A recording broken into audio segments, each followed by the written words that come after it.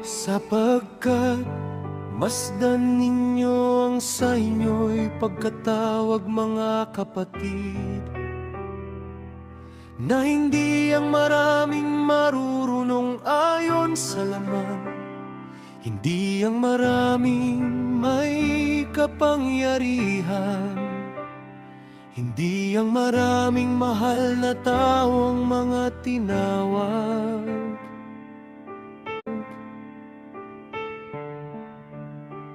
kundi pinili ng Diyos ang mga bagay na kamangmangan ng sanglibutan,